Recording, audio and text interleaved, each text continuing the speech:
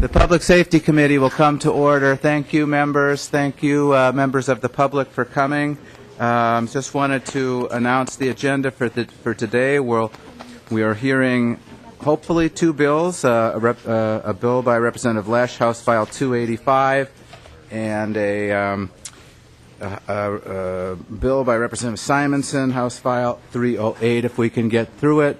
Basically going to try to do the same thing we've been doing, I think, rather productively the last 2 days, which is to give the proponents of the bill about 25 minutes to make their case, including witnesses. If we have to go longer, we'll go longer, and then we'll give opponents the same opportunity, if there is any time available for the public to testify on either of these bills only.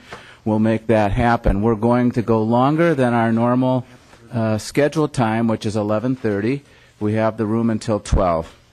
After session tonight, legislative session tonight at the Capitol, we will come back to this room at 6 o'clock and hear the remaining bills, which are the another Simonson bill, House File 307, and a Houseman bill on House File 242. House File 294, a Rosenthal bill, has been removed from the agenda, as has House File 298. And then we will be done with these bills for the week, and we'll be done.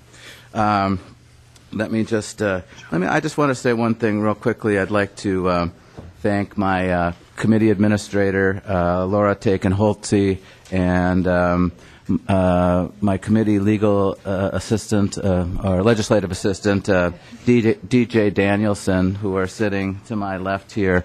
They're new, although DJ's been at the legislature before, but they're new to the committee structure, and this is their initiation to the legislature, and they have done just an incredible job in trying to keep this all organized, and I hope working with all of you in a good way so we can have a civil discussion on a very contentious issue, and this has been hard to pull together. So I just wanted to say that. I wanted to also acknowledge that we have some students with us today from Best Academy Middle School in North Minneapolis. Many of them are in the audience back there, so if you can just welcome them, I'd appreciate it. Some of them are...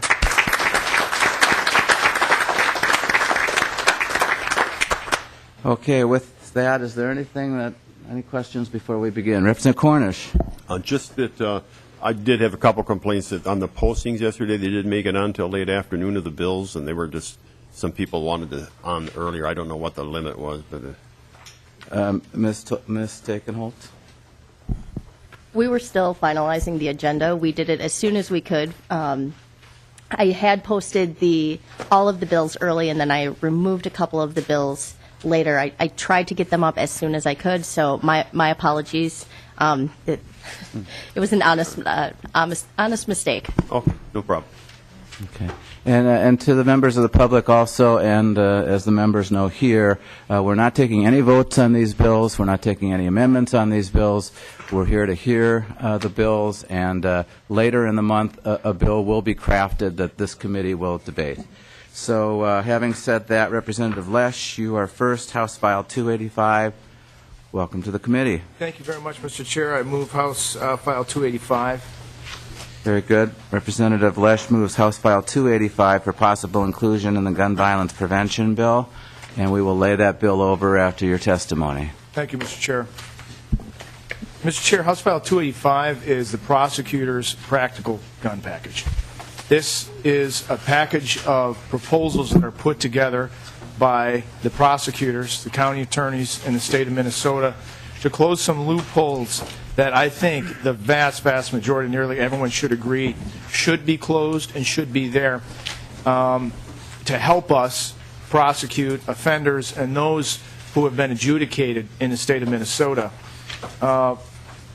These proposals only affect individuals that have already received their due process and either been found guilty, convicted, or had themselves ordered committed as a result of the fact that a judge found them a danger to themselves or others.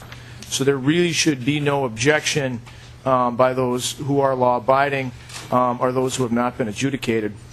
First, it ensures that we keep guns away from felony domestic violence offenders.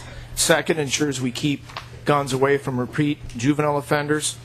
Third, it ensures we stop the knowing transfer of guns to criminals.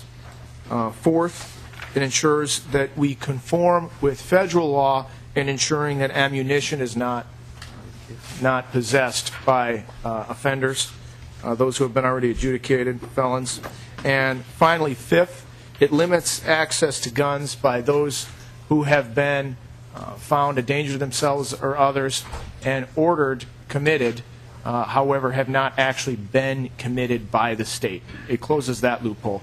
That's a broad overview, Mr. Chair, but I would ask Hennepin County Attorney Mike Freeman to come forward and explain why he put this together.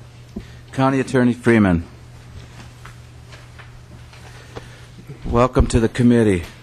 Mr. Chairman, members, Representative Lesch, thank you very much for introducing House File 285, which we call the Practical Prosecutors Package. And the reason that we do that is because this legislation was drafted by prosecutors who every day prosecute people who commit violent crimes. And increasingly what we see is repeat offenders. And repeat offenders who are carrying weapons even though their status as felony deny them that right. This bill is really designed, as Representative Lesch has aptly pointed out, to reach out to make it more efficient for us to prosecute people who have already committed a crime of violence and who continue to possess a gun. These items have been vetted by your felony prosecutors throughout the state and unanimously recommended to you by the Minnesota County Attorneys Association. Let me jump right in, if I may. We first are trying to make, in order for a person to be declared a felon, they have to commit a certain crime of violence defined in the statute. When that statute was written, we didn't yet have something called domestic abuse by strangulation. This legislature hadn't passed that because, frankly, we prosecutors hadn't brought it to you yet. And we found in domestic abuse, excuse me, increasingly we have problems with domestic abuse by strangulation, a phone court. But that doesn't leave marks that are easy to see. And so if someone's hit over the head with a baseball bat or an arm is broken, it's much more difficult. But the strangulation sometimes can be more serious. This legislature wisely added that, but didn't include it in the definition of crimes of violence. Ergo, those folks who can be committed to that crime still can possess handguns. That's not a wise idea. We add that to the definition of violence. We also add felony domestic abuse, which again was inadvertently, in our view, not added. The second area is we're trying to do something about juvenile offenders. There's a very small number of juveniles who insist on carrying handguns, particularly in our cities. Okay? It's a crime, and under the juvenile system they can be found guilty of the felony because they can't carry guns. Now, let me quickly indicate an exception. Juveniles can carry long guns. They can carry their hunting weapons, and they have to go have gun safety courses just like my sons have gone through gun safety courses. But you can't carry a handgun. A kid can target practice, yes, but generally can't do it. We find the same kids are carrying that handgun over and over and over again. It's merely a felony in the juvenile system, and we can't, under present law, move that to the adult system after the fourth or fifth or sixth time. You may have seen that we recently got a guilty plea in the tragic death of Nizelle George. This young man had carried a gun over and over and over again. He shouldn't. And we should have the right in those extreme cases to move them into the adult system. That's what the juvenile part does. Number three, we want to stop the knowing transfers of guns from individuals who don't have a felony to a person who has a felony. It's kind of like you're at the crime scene or they're walking down the street and they know, the felon knows they can't carry a gun, so somebody else is carrying it next to them. But all of a sudden, they hand it to them, perhaps they're about to commit a crime. And hopefully before that crime is committed, the police stop them. Well, the felon has the gun and he can't have the gun and he's guilty of felon possession. But how about the person who just handed it to him? In the law, we call that aiding and abetting. And sometimes that's a person who assists in the crime. We want to make it aiding and abetting to hand the person to a felon when you know, and that's the burden of the prosecutors to prove, that that person can't hold a gun. Frankly, members, it will also help us in straw gun purchases. We see far too often someone being sent in, go buy me a gun. And to be frank about it, it's usually men often sending in their girlfriends. So they go buy a gun and give it to the felon, who may then too often commit an actual crime of violence with it. But that's the kind of straw purchases we ought to be able to do something about. Now, again, it's the burden of the prosecutor. We have to prove that she knew when she bought the gun and gave it to boyfriend he was a felon. And that's a challenge for us, but we'll take it. But this is one of the places where I think we don't want to have folks buying guns for felons like that. Okay? Fourthly, is a little aberration in the law. Felons can't carry a gun. That's what the law says. But too often, and particularly, let's be honest about it, in Minneapolis, there's a car that's pretty beat up, and there are 4 or 5 people in the car, and there's a reason to stop. And as they're stopped, a handgun goes flying out of the passenger side. That's because everybody in the car is a felon, and they know they can't possess the handgun. And we can't prove that case.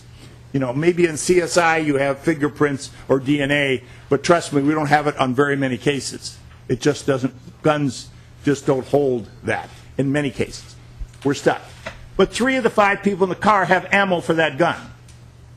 Well, it seems to me that we ought to be able to get them for felons in possession, just like we get the people who actually have the gun. You know, we can't estimate to you how many cases, because frankly, we don't see them. But we know from talking to police officers, those cases are out there. And again, these are people who have already committed a crime of violence. And they may have possessed that gun, but we can't prove it because it went out the window. Well, now they're going to have to clean their pockets pretty fast at the same time. So that gives us another tool. Those are the 4 in the criminal code. Let me talk about the last one. And again, it's a narrow change that we're trying to make. That is in our commitment process. As you all know, a person's liberty can be taken away if they commit a crime, and we have to prove it beyond a reasonable doubt, which is absolutely mandated by our Constitution, and we prosecutors accept that. There are a series of people who have not actually committed a crime against someone who, because of their mental illness, their severe inebriety or drug habits, are a danger to themselves or others. That is the standard. And if we could prove that by clear and convincing evidence, we can also remove them from the streets. Usually what we do is to try to get them treatment, because these people haven't necessarily committed a crime. And in this country, we care a lot about liberty. So it's a high evidentiary standard, and it's a smaller group of people. But under our system, we present it to a judge, and the judge makes a determination, yes, they are of danger to themselves and others and need secure treatment. But before there's that finding of fact, the judge has concluded it. Before that judge commits that person to Anoka State Hospital, where the vast majority of them go, sometimes they have private insurance, and the defense attorney doing the job says, Your Honor, we'd like a stay of that commitment. We want to hold it in abeyance, because my client is going to go to a private hospital because his insurance will cover it, and so but they won't take someone under a commitment. We need to send them under a stay of commitment. Okay? In that case, some of us believe that those people can't carry guns.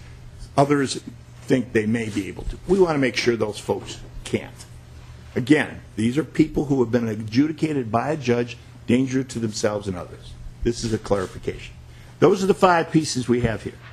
Members, you know, I had the wonderful privilege of serving 8 years in the Minnesota Senate. I know it's the other body, but it's the legislature like you all. This is a great opportunity that you have, but sometimes we just overlook things a little bit. So your prosecutors want your help to close these loopholes. We are convinced that there are people who are dangerous and on the street and have shown that by previous propensities that we want to get, and we ask your help. I'd be happy to answer questions. Thank you, County Attorney Freeman. Representative Lesch, just a quick question. Do you have a fiscal note for this bill? Mr. Chair, we do not yet have one. And are you going to request one? I believe one has already been requested. Very good. Thank you. Representative Kiefer. Thank you, Mr. Chair. I just wanted to make a comment that I hope this bill will not be part of the omnibus, but perhaps a standalone. Thank you. Very good. Representative Kiefer, we'll all have an opportunity at the end of February to craft this bill, so you will have your input then. Sure. Representative Cornish. Mr. Chair, Representative Lesch, this is the first bright hope that I've seen come through the committee here in the gun hearings, and I just want to let you know the reason I didn't sign on to this bill is there's a couple of little things that concern me, but I hope some of these things at least make it through. The NRA and the Gun Owners Alliance and I had all been accused of being paranoid and didn't want to sign on to bills, but this is one where we were attracted to. But the problem is some of the people that worked with you on this aren't really known as gun lovers, and we don't know what's going to happen. One word could change and change the whole context, and we just don't trust everybody. At least you, when you come up to me, I know if you're going to say you do what you mean, and it's not going to end up in something else. So in the future, I'd love to work with you and make sure some of these components come to a reality. So thank you. Representative Uglum. Thank you, Mr. Chair. Yes, I'd like to echo those comments. I think this is a common sense approach. It doesn't affect gun owners' Second Amendment rights. And I think some law-abiding citizens can probably support this bill. Now, I haven't read through the entire thing, but at first blush, this looks like it will have a positive effect on crime prevention, particularly in Minneapolis and other areas. So, like Representative Cornish says, this seems to be a common-sense approach, and it would be good if we can consider this separately in the future. Thank you, Mr. Chair. Thank you, Representative Uglum. Any other questions of County Attorney Freeman? Thank you for your testimony.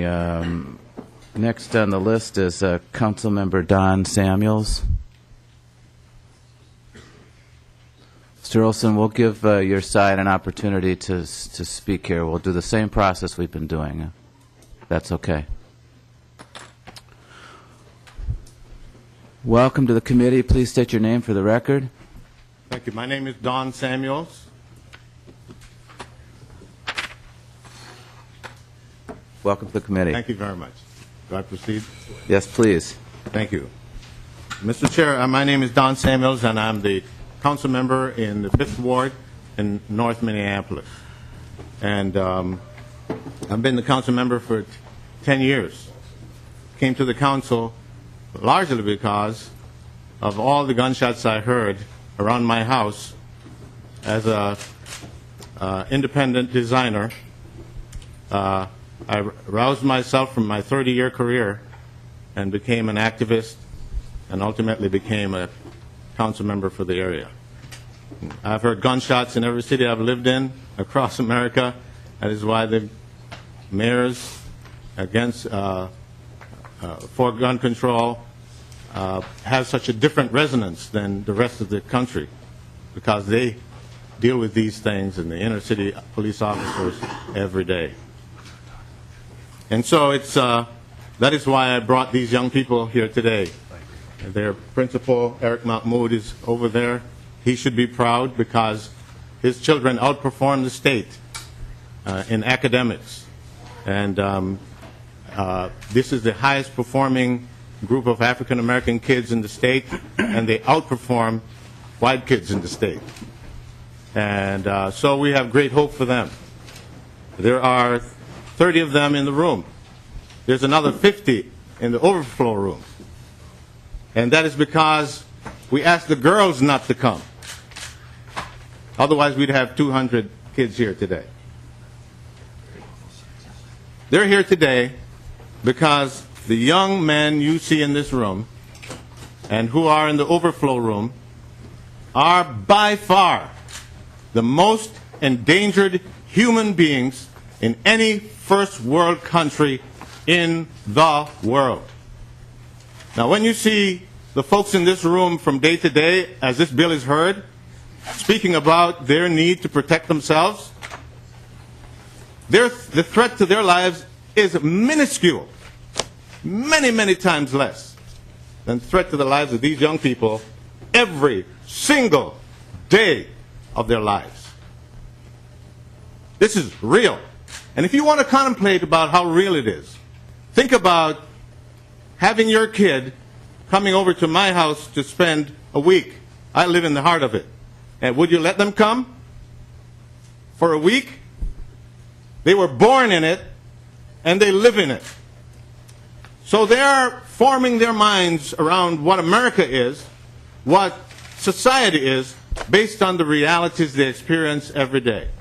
And the hypervigilance that is developed in the minds of these children is a threat to their intellectual development. So it is a miracle that these children are excelling beyond the kids in the state, no matter what race they are. It is an absolute miracle, because a huge part of their brain is designed around vigilance and dedicated to scanning their environment to keep themselves safe.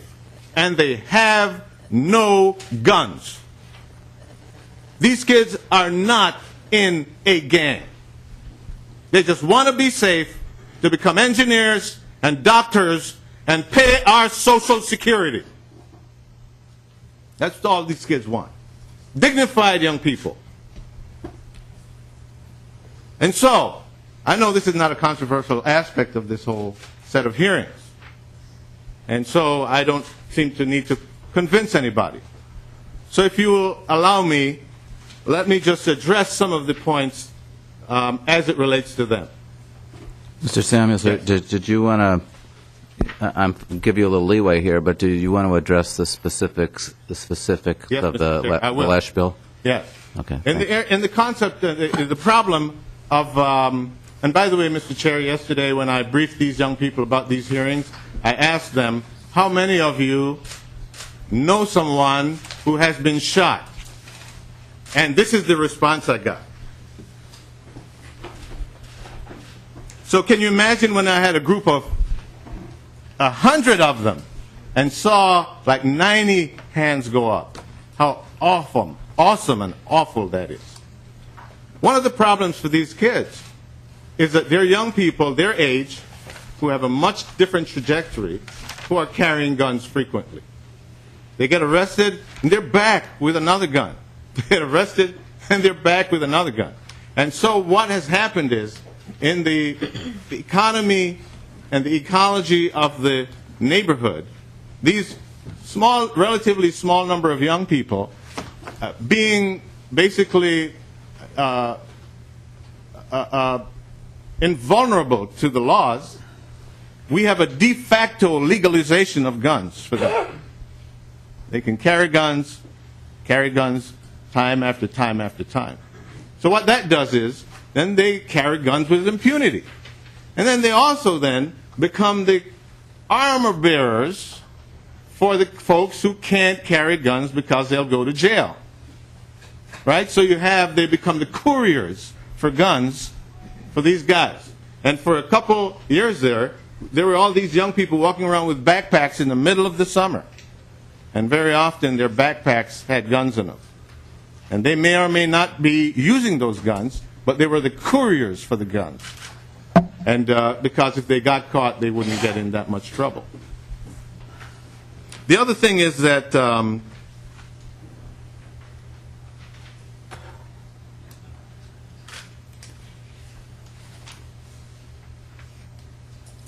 so then you have adults who are who would normally get in trouble, throw it out the window, as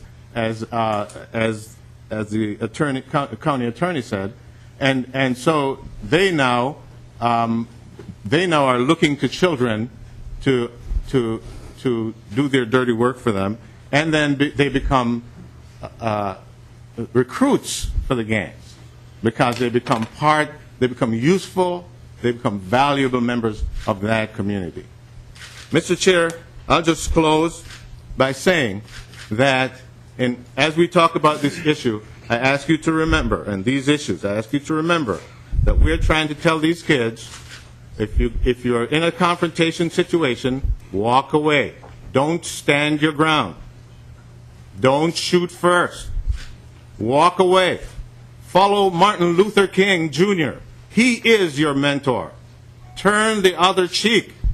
because these children's lives are so dangerous that if we create a national ethic of revenge, standing your ground, being a man and be in somebody's face, then we will have a national disaster. Just imagine what would have happened in the South if Martin Luther King had said those things. We would have had a war on our hands in this country. So I ask you, I brought them so you could have a context of what we are creating, the culture we're creating, and to think of them as you talk about the laws and balance things. The rights to bear arms, balance it against the lives of these vulnerable children in the most violent of communities in our state. They are our children and they are our future. Thank you, Mr. Chair. Councilmember Samuels, thank you very much for your testimony and for your voice and leadership on this issue in Minneapolis. I appreciate it. Any questions? Thank you for your testimony. What about this? Okay. Heather Martens, are you speaking as a proponent? No? No? Howard Vogel? That's it? Okay. And then Professor Olson, well, wait, before we do this, before I ask you to come up, is there anyone that's opposed to this bill that would like to testify? Or am I missing any proponent? Let me start there. Am I missing any proponents of the bill that had wanted to testify? Proponents. Okay, then opponents, and I understand, Representative Olson, you're now a proponent.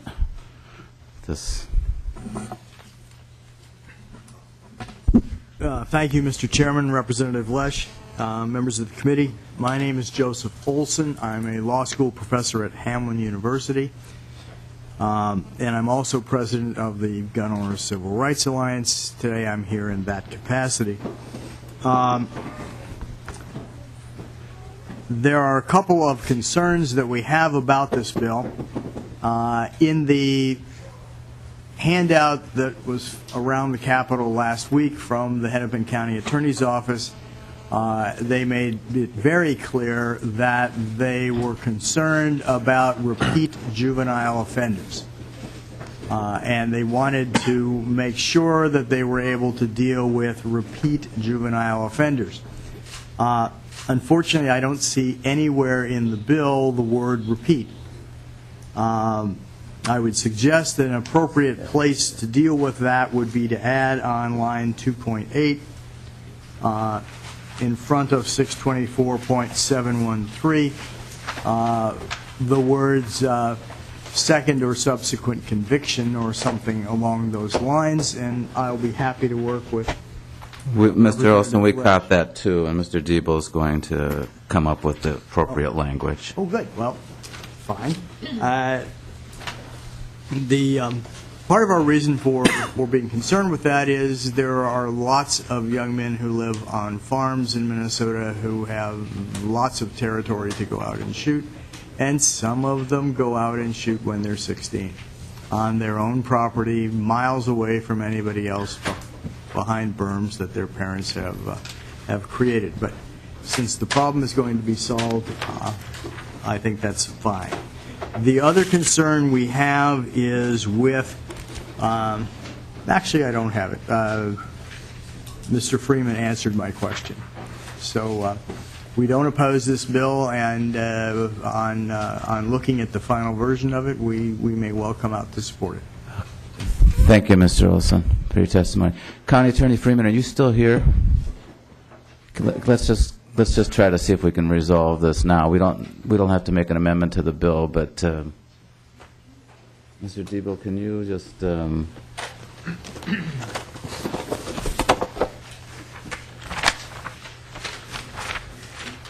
So what we were wondering is why can't you certify a juvenile who violates the prohibition against possession of a firearm under current law? I'm sorry, Mr. Chairman. The question is, why can't you certify a juvenile who violates the provision against possession of a firearm currently? It's our, Mr. Chairman, it's our understanding we cannot Normally, the certification process only occurs when the child, the juvenile, has been either charged with a very serious crime like a murder or a series of crimes. Okay? And what we are trying to do here in this bill is to have the juvenile possessor of guns on numerous occasions be eligible for that certification. Under present law, we do not believe that they are. I think Professor Olson has raised a good issue that, you know, if I could tell a real brief story, Mr. Chairman. Sure. My very first bill in the Minnesota Senate was brilliant. It was just stellar.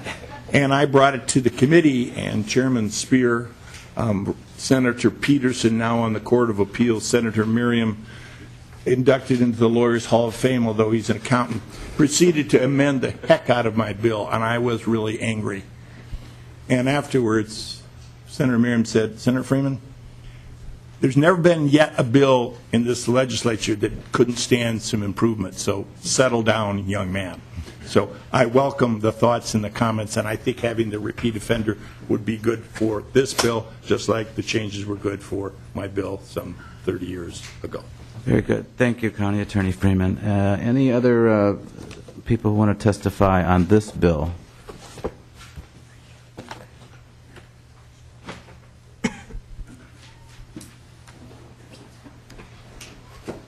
Introduce yourself for the record, please. National Rifle Association. Welcome to the committee. Members, I think you've heard me say many times I've sat up here the last couple of days that the bills before you weren't real solutions, but I think there are definitely aspects in this bill that are real solutions that can be worked on in a bipartisan fashion, and the NRA looks forward to working with members of both sides of the aisle on a number of the provisions within this bill.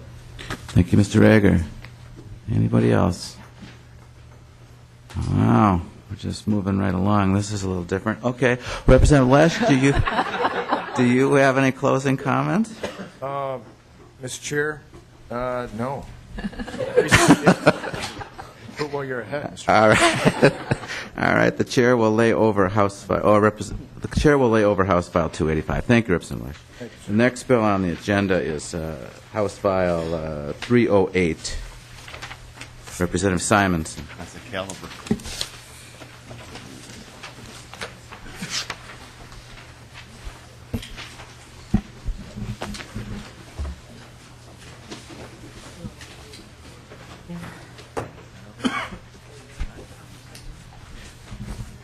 Representative Simonson, you want to move your bill?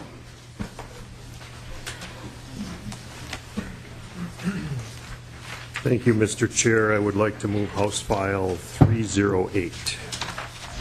Okay, so Representative Simonson moves House File 308 for possible inclusion in the gun violence prevention bill. Mr. Chair, if I may, I'd like to offer a author's amendment to get the bill in the shape that I would like it. And I apologize for the short notice, but it just came to my attention. Okay. Is this something that we can do orally? I think so. Starting on line 3.33. Okay. After the word system, we would insert a period and then strike on 333 and 334 the words "and the National Instant Criminal Background Check System." And as I understand it, it was just pointed out to me by the Department of Public Safety and the BCA that this type of check is not allowed in issuing a permit for body armor. Is this the only amendment? That's correct. Okay, so Representative Simonson moves on line 3.33 that after the word system, insert period and delete "and the national" on line 3.33 and instant criminal background check system on line 3.34. Any discussion on that amendment? All those in favor of the amendment signify by saying aye. Aye. Opposed? That motion prevails. Representative Simonson. Thank you, Mr. Chair, and thank you, members of the committee, for hearing this bill. My intent with this bill is to try to take a little bit different approach to some of the things that we're trying to prevent. So hopefully that this will be a little bit different style of a discussion than we've had over the last couple of days, but I look forward to it. I think that in the interest of making the best sense of this bill, I would like to talk first about the provisions within the bill specifically, followed by perhaps a few comments as to why I find this issue to be not only important, but likely relevant to what I hope will be an eventual gun violence protection bill. To the bill specifically, the bill will create a mechanism where a permit would be required to purchase, own, possess, or use body armor. There would be no grandfather clause. The bill will exempt licensed peace officers, correctional officers, and correctional agents. The bill will also exempt those persons who wear body armor that is provided by peace officer for the person's safety or protection during transport or while accompanied by a peace officer. It would exempt those persons who possess body armor while acting in a confidential or as a confidential informant or a witness engaged by a law enforcement agency, and would also exempt a member of the National Guard or a reserve component or an active duty member of the United States Armed Forces who is on active service as defined in statute. This bill will define the term body armor as personal protective body covering used either alone or with other clothing. It would define it to be designed and made of any material or combination of materials to prevent, resist, deflect, or deter the penetration of the material by a dangerous weapon. The bill further would establish penalties for those individuals that purchase, possess, or use without the proper permit. Those penalties would include a first offense as a misdemeanor, a second or subsequent violation as a gross misdemeanor, and a person with a prior felony conviction for a crime of violence would be guilty of a felony. With respect to the process of applying for the permit in the bill, it is generally modeled after the existing permit to carry law with one exception. That is that when the applicant resides in a jurisdiction that has a chief of police of an organized full-time police department, the applicant shall apply with said police chief. When there is no such police chief, application shall be made to the local sheriff. The idea here is to provide further local controls, and in such an area that has a police chief, it is likely the police department that is more likely to know more about said applicant. The permit itself shall be issued if background investigation is passed, the body armor is likely to be used in a safe and lawful manner, and the applicant has reasonable need for protection provided by the body armor. The bill provides for permit fees. The chief or the sheriff may charge, it's not mandatory, but they may charge for a new application the direct cost of processing the permit application or $100, whichever is less. The permit itself will expire after 5 years, again consistent with our carry permit law. With respect to due process, any person that would be aggrieved by denial or revocation of a permit may petition the district court. Now, to answer the question, why am I bringing this forward? Body armor was designed to protect and should be reserved for the brave members of the military and law enforcement community who put their own lives at risk to protect others. It should not be available to those who might prey on the vulnerable and defenseless. Body armor can embolden criminals to take greater risks than they might without it. This could lead to an increase in the number of innocent citizens whom are either direct or indirect victims of violent crimes. Body armor, members, makes it far more difficult for law enforcement or possibly permit to carry holders to neutralize violent offenders. We currently have a law in the books that makes it a felony to commit either a gross misdemeanor or a felony while wearing or possessing a bullet-resistant vest. I don't think this is enough. We do have an opportunity here to act in a preventive and proactive manner, and the reality, I believe, is that outside of the provisions we have built into this bill, the average citizen really does not have the need for these types of products. So what are we trying to prevent? members. And I think that probably is the question before each of us this entire week. We must consider the value of prevention, which is often measured in unknown quantities. We will never likely know of the homicide prevented by our actions. I anticipate questions about the lack of empirical data that body armor somehow contributes to violent crimes. The fact is, members, sometimes we make decisions based on what is right. We may have an opportunity here by taking this step to prevent one day someone from making that critical decision, that decision to commit mass murder or a single murder, to inflict bodily harm, to destroy families, to attack our freedom to live. Is it not possible that the presence of, or lack thereof, this body armor could influence such a decision?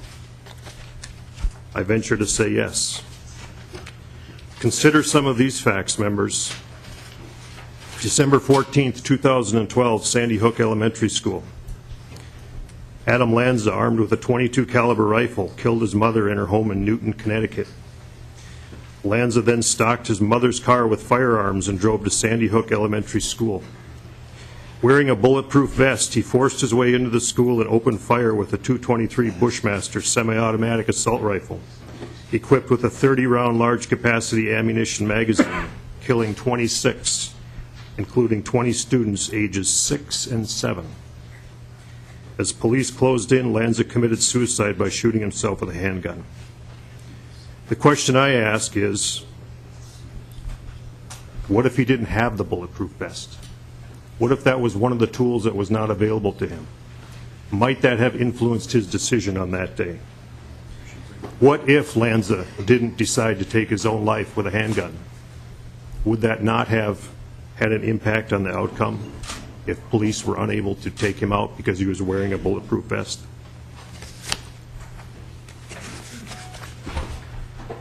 July 20th, 2012, Aurora, Colorado. 15 minutes into the midnight premiere screening of Batman: The Dark Knight Rises, on a man clad in body armor and wearing a gas mask enters the Century Aurora 16 movie theater in Aurora, Colorado through an emergency exit. After tossing 2 canisters of tear gas into the theater, he began firing upon the audience. The gunman first used an AR-15 type assault rifle equipped with a 100-round drum large-capacity ammunition magazine. After the assault rifle jammed, he then continued with a 12-gauge shotgun, killing 12 and wounding 58. Again, my point is a man clad in body armor. On Wednesday, October 12, 2011, at 1:21 in the afternoon, police responded to reports of shots fired at the Salon Meritage Hair Salon at 500 Pacific Coast Highway in Seal Beach, California. The alleged shooter was armed with 3 handguns and reloaded at least once during the attack, which lasted 2 minutes. There were about 20 people in the salon at the time, some managing to escape by running into the street or hiding in neighboring businesses. 6 people were declared dead at that scene, and 3 survivors were taken to a hospital where 2 of them later died of their wounds. This individual was wearing body armor at the time of his arrest. On April 4th, 2009, in the Stanton Heights neighborhood of Pittsburgh, Pennsylvania, an incident stemming from a mother and her 22-year-old son's argument over a dog urinating in the house. At approximately 7:11 a.m., 22-year-old individual opened fire on 2 Pittsburgh police officers responding to a 911 call from the individual's mother, who was attempting to get the police officers to remove her son from the home. Unable to secure the scene, the 2 police officers, shot in the head, bled out for 4 hours while the shooter and police exchanged fire. According to Pittsburgh Police Chief Nathan Harper, this individual was armed with a semi-automatic AK-47 style rifle, a shotgun, and 3 handguns.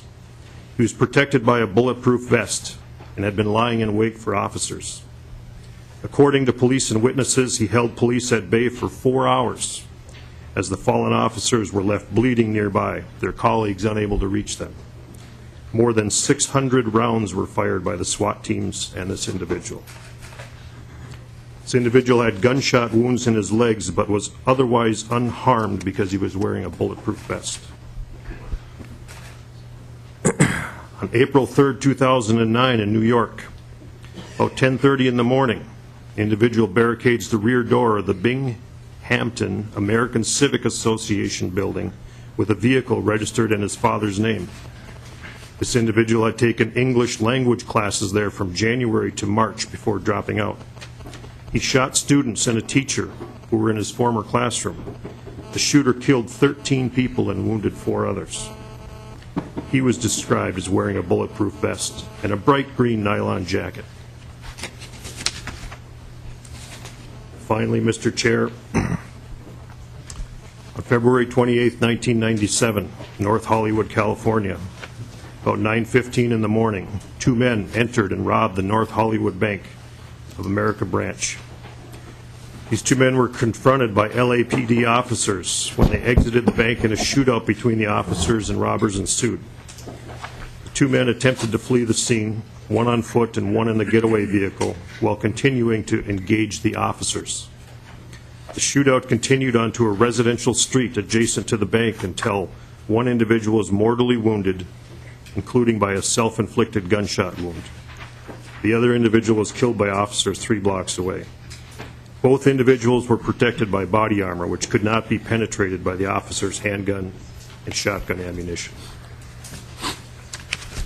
Now, since this bill has been made public, I have had a number of conversations with Representative Schoen about a concern in the bill, and we're in agreement that one of the things that we do not address in this bill that we are more than willing to work on is possible provision for EMS personnel and firefighters to wear body armor, or at least have access to body armor in an affordable manner. I understand that is a need, and definitely want to work on that going forward as we talk about inclusion in this omnibus bill. This particular bill is supported by the Minnesota Police Chiefs Association. The testifier I had planned on having here today is unable to be here, but he does send his support of House File 308. With that, I'll stand for any questions. Very good. Thank you for your presentation. Representative Cornish. Well, Mr. Chair and members, this isn't one of those bills I get all worked up about, but a number of things concern me, I guess, is that victims of domestic abuse, you and I both are concerned about victims of violence, women, and I know a number of them that have worn vests to subject them to background checks and permit fees up to $100, I think would be a little outrageous. I've got 3 different vests at home that I wear, and I know different members of our House of Representatives chairs over the years have been escorted to the room and wearing bulletproof vests. And so there's all sorts of exceptions, I would think. There's neighbors that have been threatened by neighbors, and the neighbor isn't far off enough to the into Never Never Land to commit, but still makes real credible threats, and that they would like to wear. I just have a really hard time with subjecting the common citizen that wants to wear protection with, and if the chiefs can charge $100, they'll charge $100 if that's the limit. And so background checks and $100 permit lasting for 5 years for citizens just seems a little bit overboard for the amount that we really can absolutely prove that of deaths that it would stop. So that would be my comment. Thank you, Mr. Chair. Thank you, Representative Cornish. We have a few more questions for you. I don't know if you want to address that now, or do you want to wait? Go ahead. I just assume now, Mr. Chair, if I may, Mr. Chair, Representative Cornish, I don't disagree with some of the things that you're saying.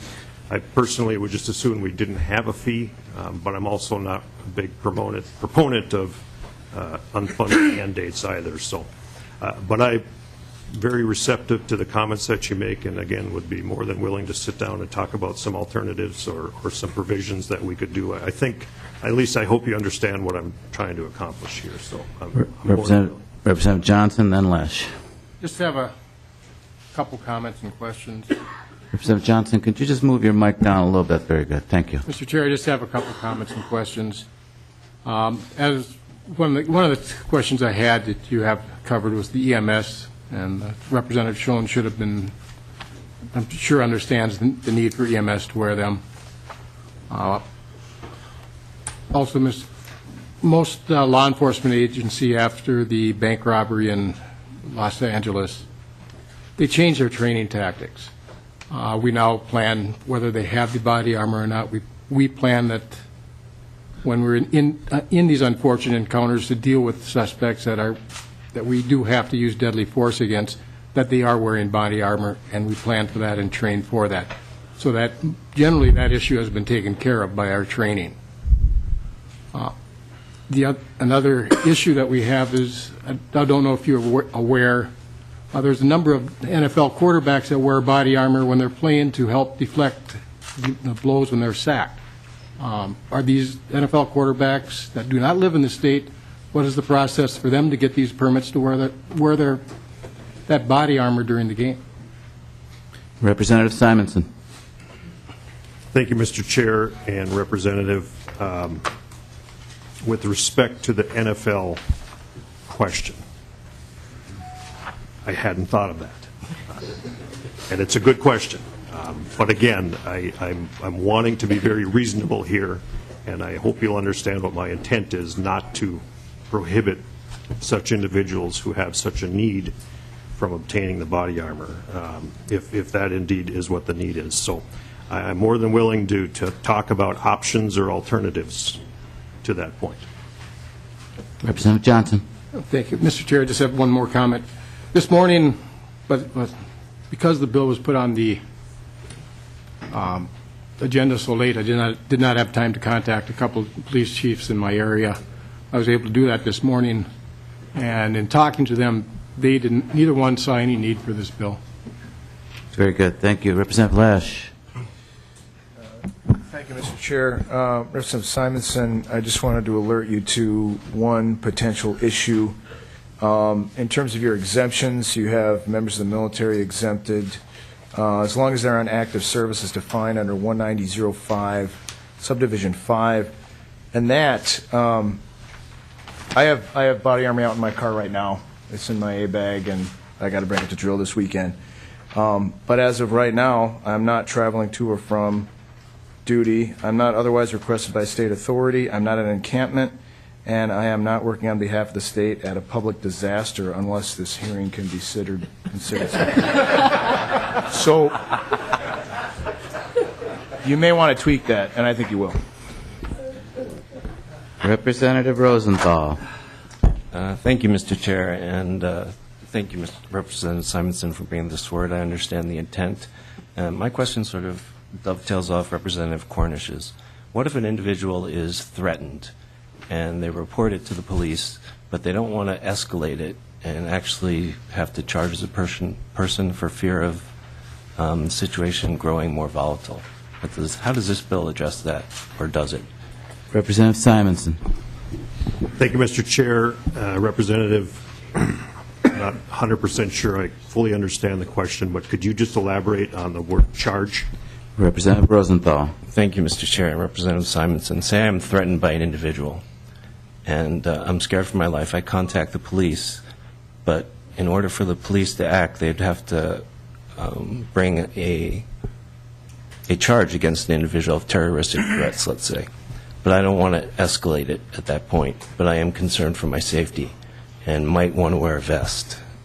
What would my options be in that situation? Representative Simonson. Thank you, Mr. Chair, Representative, and thank you for the clarification. There are options built into the bill that allows law enforcement to work with individuals such as that to allow for a provision to use body armor without the necessary steps of getting a permit. Representative Schoen, and then Newberger. He was first. Oh, okay. Representative Newberger. Well, thank you, Mr. Representative Schoen. Guess I'll have to be nice to you today. Representative Simonson, I'm looking at this bill, and I can see the heart of it. I do. But sometimes I think we need to think this through a little better. I see the overall feel of this as I can agree with. But when I step back from what I feel and what I see, it appears that we are punishing the supermajority of citizens for the heinous actions of a few. That's kind of the overall feel that I get for this. We are denying citizens a right to protection that they already have. Now we have to jump through a legal hoop to sustain that. The other big problem that I have is personal. In my office right now, as we speak, on my shelf is a World War I Army helmet. My grandfather wore in World War I in the service of this country. Well, I need to get a permit for that because by your criteria, I now have body armor. There is an enormous military collectors industry out there, World War I, World War II, you name it, helmets and other types of what we call body armor. And now, having Grandpa's World War II Army helmet, if I get caught with that, that's a misdemeanor. This isn't addressed in this bill either. Historical artifacts. And the other thing that, there's a number of major things, but the other thing that I want to bring up here as well is these vests are made out of, basically made out of thousands of layers of microfiber Kevlar.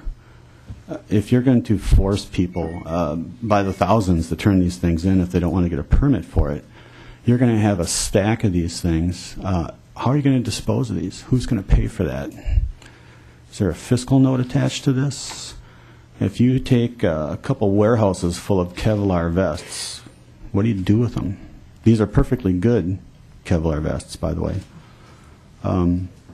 That question hasn't been addressed either, the environmental impact of this and the cost for disposing of these.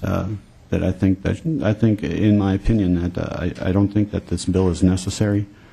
I do, like I said, I understand the feeling of this bill, and my heart agrees with it. But once I start to think this through a little bit more, I think that this bill starts to create more problems than it would solve. With that, I'm done. Thank you. Representative, do you want to respond? Representative Simonson. Thank you, Mr. Chair. Representative Newberger, I want to thank you for making my point exactly to the first part of your comments, at least, because I think that there's some misconception out there amongst the public based on the quantity of input that we've all had over the last couple of days, that just because this is in writing in this form today, that this is going to be the final form that ends up being signed into law. I think we all know that this may never make it to the House floor, and even if it did make it to the House floor, there's no guarantee that it would be taken up in the Senate, and even if it was and we came to an agreement, there's no guarantee the governor would sign it. But to your point, I think the absolute intent of a majority of the bills that we're talking about this week is to generate conversation.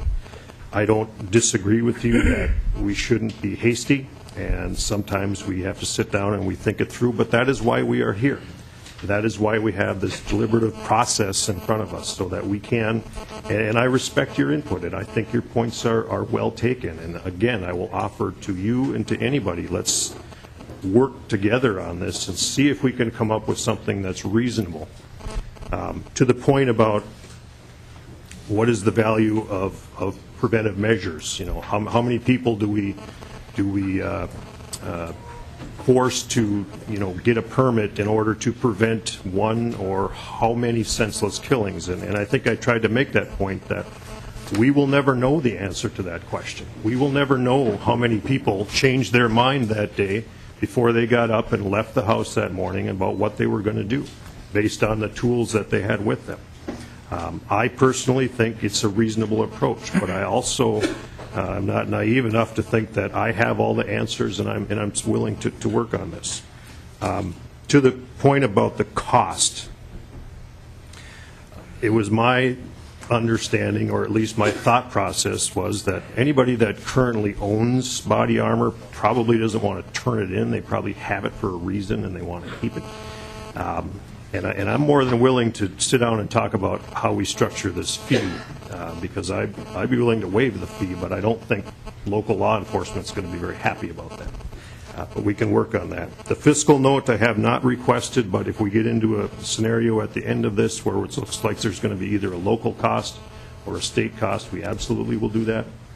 And again, I just want to make sure that you understand that I'm open to coming up with a solution that works. Representative Schoen.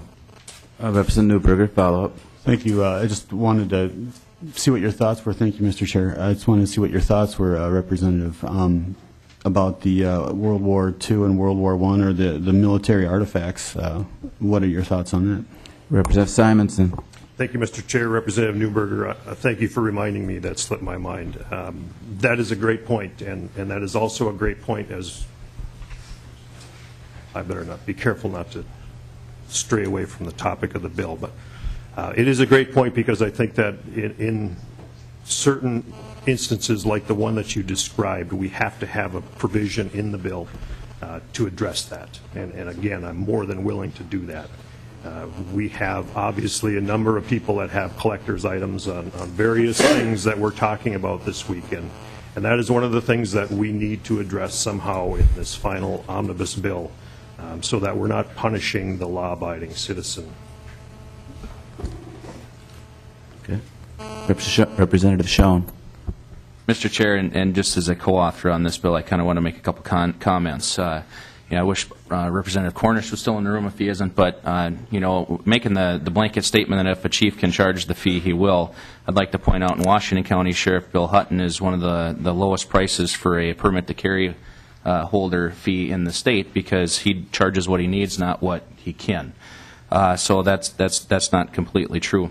Related to the training tactics, I agree with Representative Johnson. We do train that way. Representative Johnson, both are in law enforcement. One of the things I would like to say is that we train to shoot to center mass, and that's what bulletproof vests have done.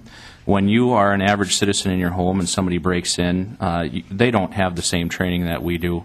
It doesn't work out that way. Some of the folks in this crowd probably do because they focus on it in a very heavy way, but they don't get the opportunity to train on a quarterly, monthly basis like some of us get to, where we use those alternative tactics to try to defeat that threat.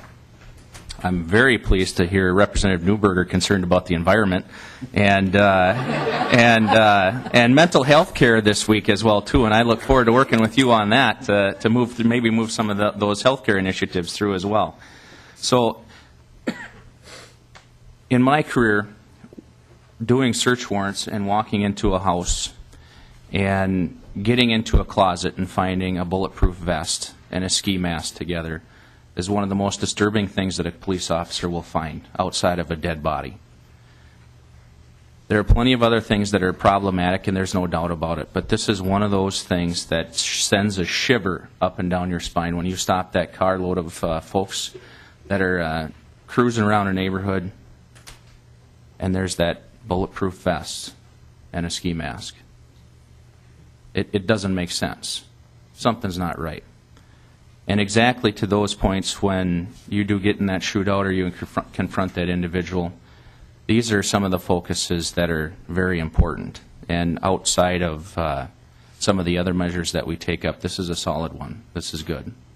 And I appreciate that Representative Simonson has taken a good, strong effort to say, this isn't perfect. Like a County Attorney Freeman said, no bill that comes before any committee is going to get out of the state legislature without some improvements. And I look forward to working with you on doing that in the future. Thank you. Thank you. Is there anyone, any proponents? Representative Kelly? Go ahead. Thank you, Mr. Chair.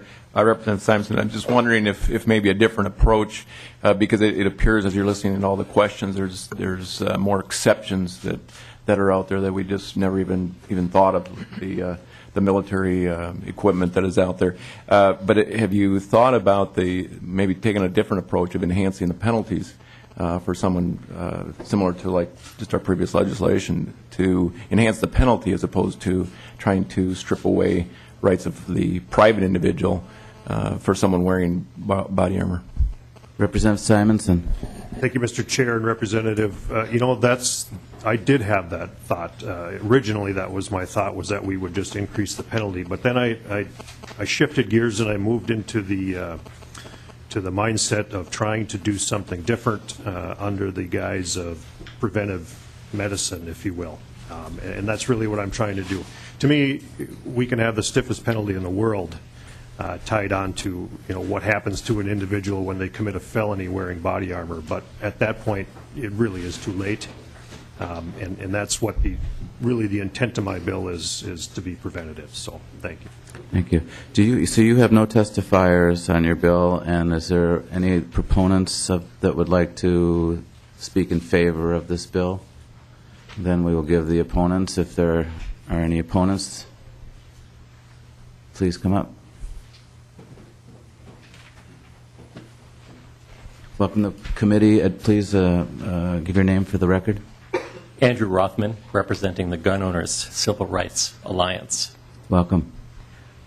This bill doesn't need tweaking.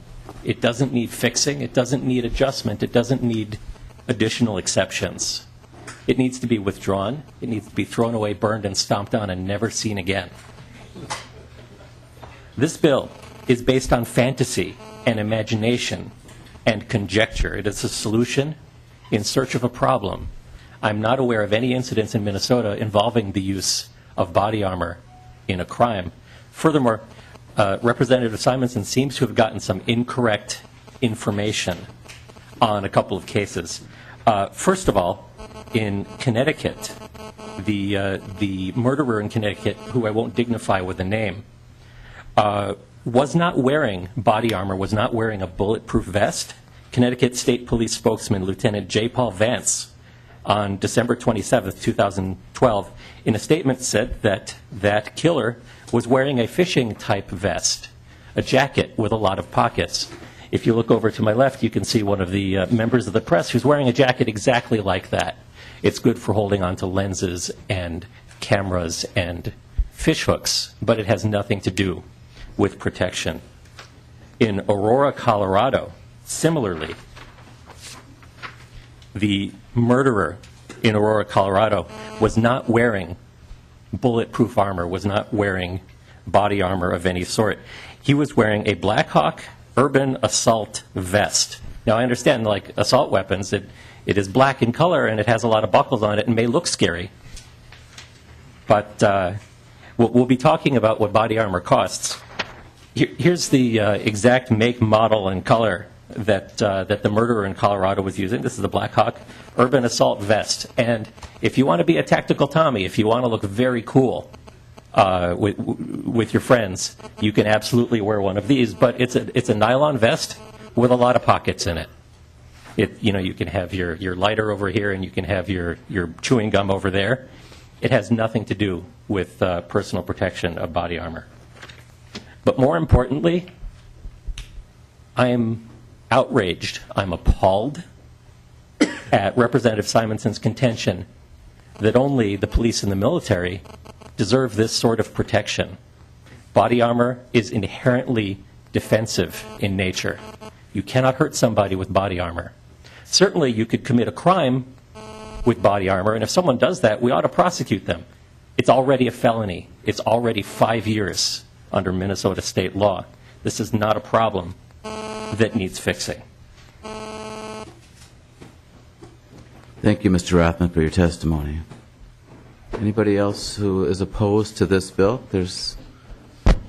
You can come down to, sir. We'll wait for this gentleman, and then you can come next. Please introduce yourself for the record.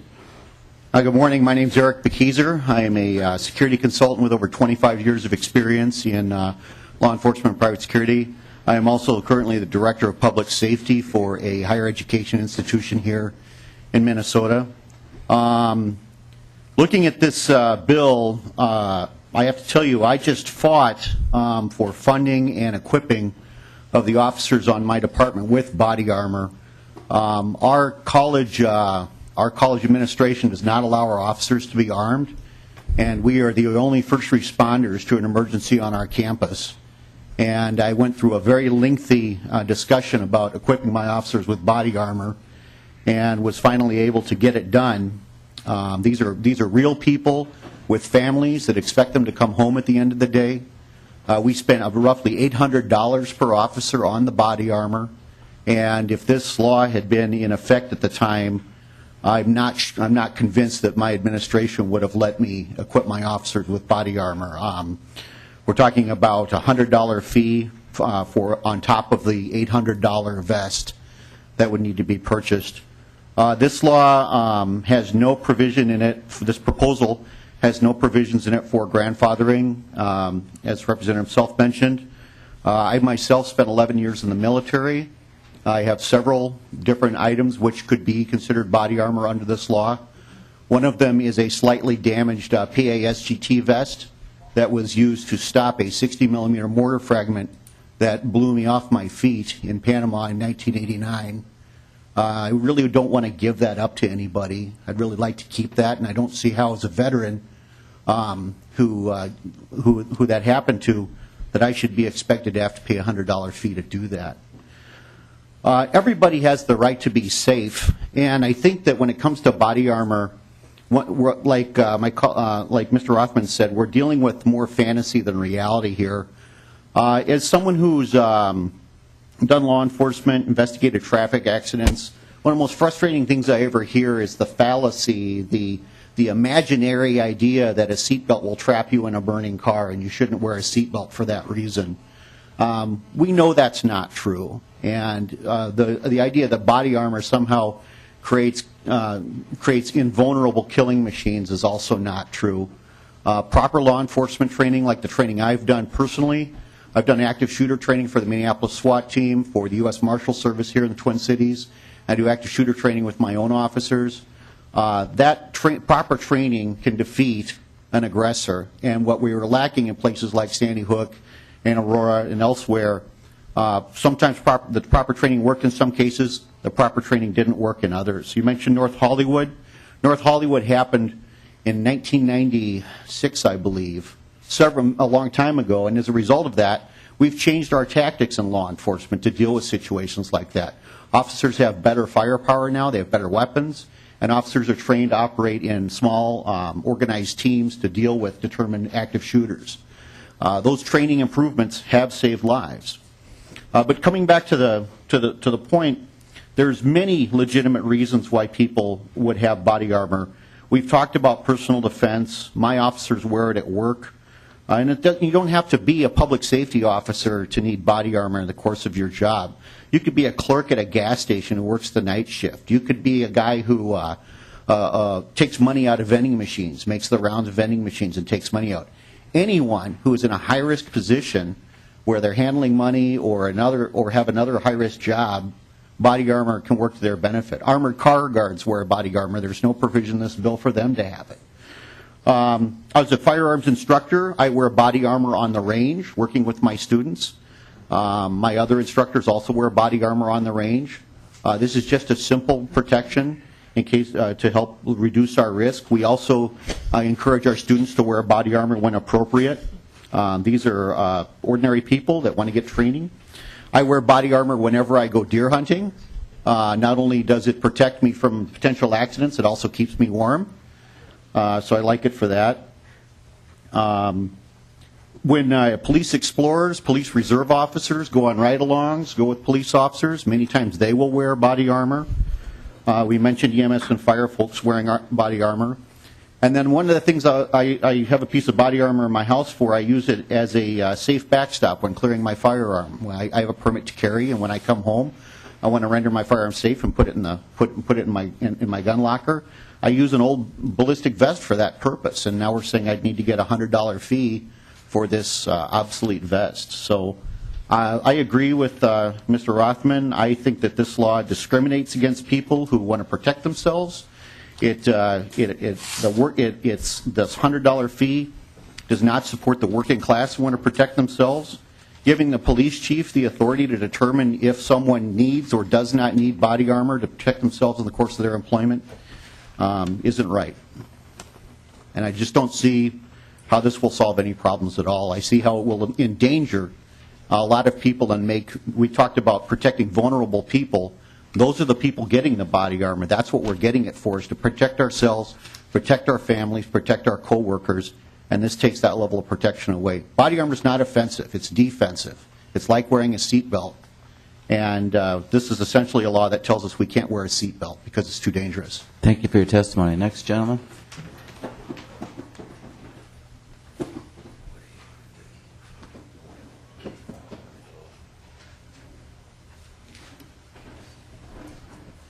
Thank you, Mr. Chairman, Representative Simonson, members of the committee. My name is Joseph Olson. Body armor is 100% defensive. I know that police officers use it regularly. I used to be on the Police Civil Service Commission in my city. And I also know that police officers tend to mix with people in society who are generally engaged in some sort of criminal activity. So, for example, the police in my town have never been in my house. So they don't know that I have a ballistic vest. They don't know that I keep it next to my bed where I keep my Glock, and when things go bang in the night, I put it on and I pick up the gun and I go and investigate. You can't call the police every time the garbage bag falls off the counter. But I am not going to go walking around my house at night if there might be someone in there without protecting myself. Certainly no police officer would come to my house and clear it without a vest and a gun. So I have the same needs that they do.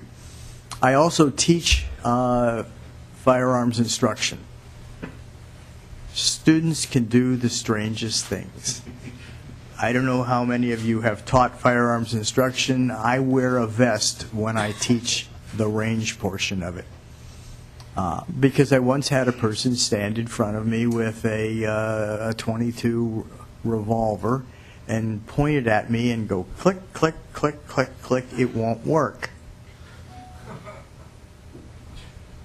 I moved the revolver out of the way, and we dealt with the problem, which was that his firing pin had broken, thank God. But there are lots of people who need these vests. I also use my vest when I go hunting. It's heavy, it's hot, it's a pain to wear, but we all know every hunting season 5, 6, or a dozen hunters get shot in accidental shootings. Well, if you had a vest on, you would either prevent yourself from being injured, or you would substantially reduce the amount of injury that you suffered, and you might actually be able to walk out to safety. But it's my choice to wear something that I spent money on, to wear something that's uncomfortable, because it's purely defensive. It doesn't threaten anyone. And of course, I also use mine as a backstop when I'm clearing firearms in my house. It's much safer than putting bullet holes through the wall in your basement, which I know people have done. There are lots of legitimate reasons why civilians would own these things, a great many legitimate reasons. So I oppose this bill because it goes too far. I oppose this bill because it has a reasonable need requirement. We're going to have 465 sheriffs having a different view of reasonable need. This is the same kind of standard that we had before 2003 with regard to carry permits. And what it means is that there will be absolutely no consistency and no fairness across the state of Minnesota with respect to who gets one of these permits. I mean, we had 20 years of experience with the carry permit. There was no consistency and no fairness. When you put in something like reasonable need, even if you put the word shall in front of it, it means whatever the police chief thinks is a reasonable need. And we have some police chiefs who think no civilian could possibly need a vest, and we will have other police chiefs who think that every civilian who wants a vest can have a defensive tool. I noticed the fee is $100. It's $100 in the carry permit law too, and it's amazing how fast maximums become minimums. If you look at the data that's collected by the BCA on the permit system, there are dozens of sheriffs in counties all over Minnesota who have $50,000 or more in their permit fees funds because they've been overcharging. They all went to $100. They charged $100 until the last election 2 years ago. And now some of them have been lowering it to meet the law, which says you have to charge the actual cost. I think we're going to have the same problem here with untrammeled discretion. We're going to have the same problem here with outrageous cost. We're going to have the same problem here with the lack of recognition that the good people of this world have the same right to wear a vest designed to protect their life that a policeman or a fireman or an EMS person does. My life is not worth less because I'm a retired firefighter. It's not worth less because I don't do EMS work anymore. It's not worth less because I happen to be a tax-paying citizen. This is based on a misconception that people use vests in Colorado and Connecticut, which they didn't. They used photographers' vests. So the Gun Owners Civil Rights Alliance opposes this. The NRA gentleman was called out of the room, and he's authorized me to tell you that the NRA opposes it as well. Very good. Thank you, Mr. Olson. Representative Cornish. Representative Simonson, I just wanted to reiterate a couple of things. I think there's just too much tweaking and fixing to do to make the bill feasible, but I also wanted to tell you that you did a good job in presenting your bill, and I know that your intent was pure and the worries that go along with it, but I just wanted to let you know that for your first time presenting, or one of the few first times, you did a good job. Thank you, Representative Cornish. Representative Uglum. Thank you, Mr. Chair. Yes, I was going to say that too, Representative Cornish. I want to commend Representative Simonson and Schoen for bringing this bill to us. I think it's been very enlightening and a very, very constructive discussion. I've learned a lot about body armor because I don't wear any body armor. I've got lots of guns, but no body armor. But this is what it's all about. That's what this panel, that's what this committee is designed to do, is to examine these issues thoroughly, get the testimony from the public, look at a bill, tweak a bill, and whether this thing makes the floor, makes it out of committee, I don't know. But I think this is the process, and I think it's very good, and I think you guys have done a good job. So thank you. Thank you, Representative Uglum. I forgot there was one more testifier. So please introduce yourself for the record. Welcome to the committee. Hello, my name is Erik McLeod. I'm a criminal defense attorney in the city of St. Paul. So, hello. This is my first time speaking ever, so I apologize if I'm a little nervous. But I want to speak specifically about certain issues in this bill. On its face, I definitely need to do more research on this, and I intend to submit a written brief on this.